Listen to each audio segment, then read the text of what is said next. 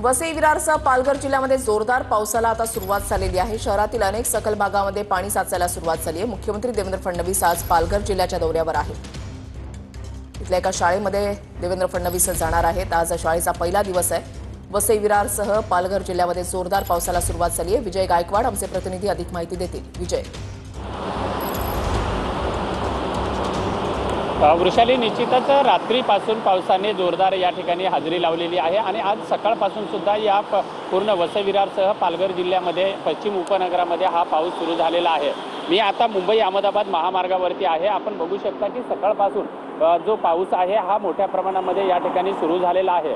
आज पालघर जिल्ह्याच्या दौऱ्यावरती मुख्यमंत्री स्वतः देवेंद्र फडणवीस असणार आहेत आणि ते स्वतः बायकार पालघर जिल्ह्यामध्ये येणार आहेत। या ठिकाणी आज शाळेचा पहिला दिवस आहे। स्वतः दुर्वेश या ठिकाणी मुख्यमंत्री या शाळेमध्ये सुद्धा जाणार आहेत आणि पालघर जिल्ह्यातल्या मनोर या ठिकाणी त्यांचा एक कार्यक्रम सुद्धा असणार आहेत आणि पालघर जिल्ह्यातलं जे वाढवण बंदर असेल, IIT क्षेत्र असतील, या क्षेत्राविषयी त्यांचे काही करार सुद्धा महत्त्वाचे होणार आहेत। आणि आज सकाळपासून हा पाऊस सुरू झाला असल्यामुळं या ठिकाणी जो आहे हा आपल्याला पावसाची जी स्थिती बघितली तर मुख्यमंत्र्याचा दौऱ्याकडे सुद्धा सर्वांचं लक्ष आहे।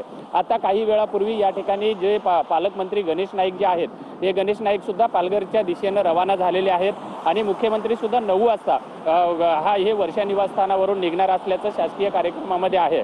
आपण जर सध्याची स्थिती जर बघितली पालघर जिल्ह्यातली तर पालघर जिल्ह्यामध्ये धुवाधार पावसाने हजेरी लावलेली आहे। अनेक सकल भागामध्ये सुद्धा या ठिकाणी जे पाणी साचायला सुरुवात झालेली आहे। महामार्गावरली ही स्थिती जर बघितली तर महामार्गावरती पाण्यानं जो पूर्णपणे ढगाळ वातावरण आहे आणि काळेकुट्ट वातावरण या ठिकाणी आपल्याला पाहायला मिळत आहे। पूर्ण पावसाची जी जोरदार बॅटिंग जी आहे ही सुद्धा आपल्याला पाहायला मिळत आहे। एकंदरीतच जर अशाच पद्धतीनं जर पाऊस सुरू राहिला तर मुख्यमंत्र्याचा हा भर पावसामधला दौरा सुद्धा एक अविस्मरणीय दौरा असू शकणार आहे।